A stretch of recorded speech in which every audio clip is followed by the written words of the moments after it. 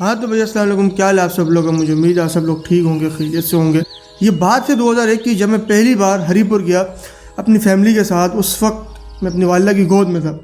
उसके बाद जब मैं दूसरी बार गया तो वो 2011 का टाइम था, और जब मैं तीसरी बार गया तो वो ये 2021 है। आप ज़रा कॉन्सिडेंस देखिए, 2001, 2011, 2021, एग्जैक्ट 11 साल बाद। अब मुझे लगता है कि अगली बार मैं 2031 में जाऊँगा। इस सफ़रनामे में टोटल 10 एपिसोड हैं, जिसमें से पहला ये कराची से हरीपुर। मुझे उम्मीद है आप सब लोगों को मज़ा आएगा।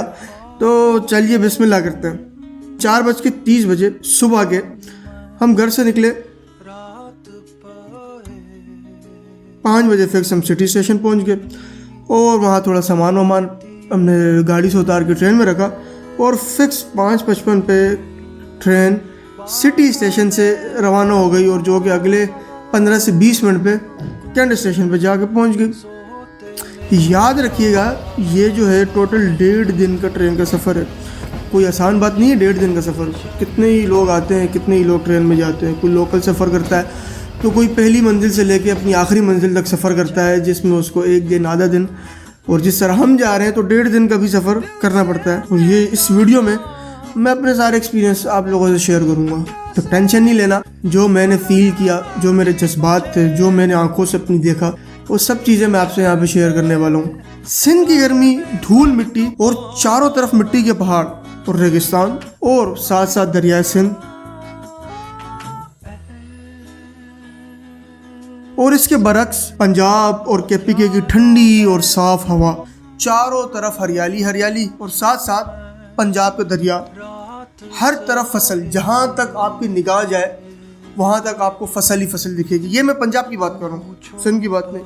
फसल और फ्रूट आपको देखने को मिलेंगे। सिंध में केले, खजूर और खज्जी के पेड़, बागात, ये सब आपको इस ट्रेन के सफ़र में देखने और एक्सपीरियंस करने को मिलेंगे। वो सुकून, वो ट्रेन की आवाज़ पूरे 1.5 दिन तक आपको एक नई जगह पर ट्रांसफर कर देती है।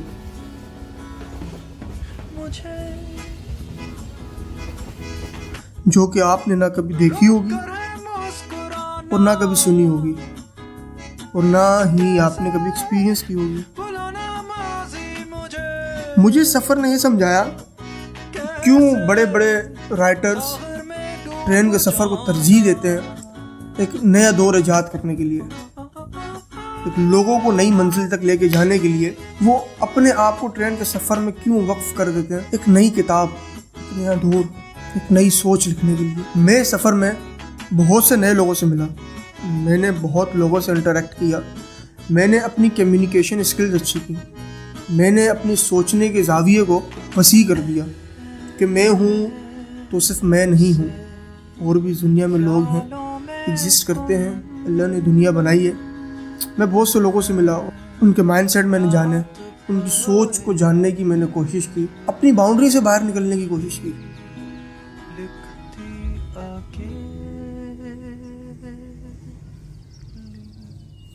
और जाना कि लोग तो एक हैं, इंसान एक है, दिखता एक है, मिट्टी का बना हुआ है, चेहरा सेम, लेकिन सोचने का ज़ाविया हर किसी का अलग।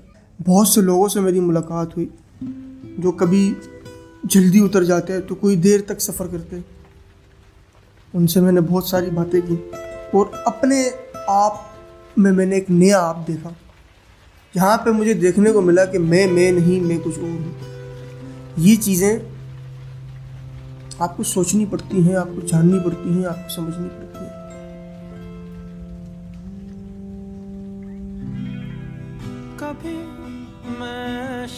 ये ट्रेन ही है जो लोगों को शहर, गांव, देहात से उठाकर उनकी दूसरी और नेक्स्ट डेस्टिनेशन और मंजिल तक पहुंचाती है।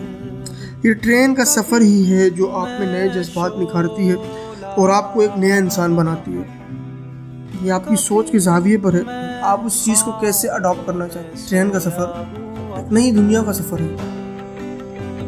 आप चाहें तो उस दुनिया में घूम सकते हैं, आप चाहें तो उस ट्रेन के सफ़र से बेजार हो सकते हैं।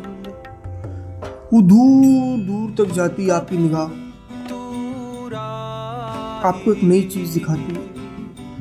आपको अपने आप में एक नया मैं दिखाती है, आपके अंदर से एक मैं ख़त्म करती है। आप सोचते हो जो मैं अपनी ज़िंदगी कितना टाइम गुजारा उसमें ये चीज़ें क्यों नहीं थी, ये चीज़ें क्यों नहीं थी और ये मैं अब क्यों देख रहा हूँ।